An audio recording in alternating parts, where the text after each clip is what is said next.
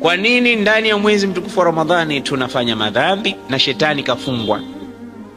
Kama dhambi zetu chanzo ni shetani, hakuna wazinifu ndani ya mwezi wa Ramadhani, wanachukulia ndo wakati wao. Ramadhani wizi upo, zinaa ipo, dhulma ipo, ulevi umo, na shetani hayupo, kafungwa.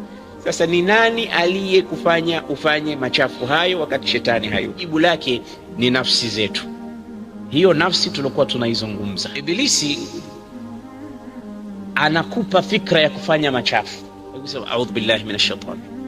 Ibilisi tabia zake anakimbia, hakai. Nafsi haiondoki kwa kusema a'udhu billahi minash shaitani rajim. Ndio mahala pa maradhi hasa.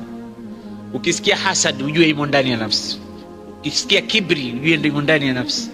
Ukisikia chuki imo ndani ya nafsi. Hii nafsi hii ni mahala ambapo panatulia vitu vingi mno. Kutiba alaikumus siyamu kama kutiba ala alladhina min qablikum la'allakum tattaqun. Lengo la saumu nimekuleteeni rajaan an tattaqu, ili mpate kufikia wema wa uchamungu.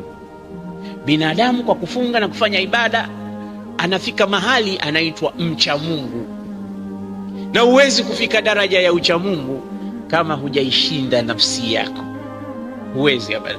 Mcha Mungu yoyote ujue amepita mapito magumu sana ya mapambano kati yake na nafsi yake, mpaka tunamwona alipo pale.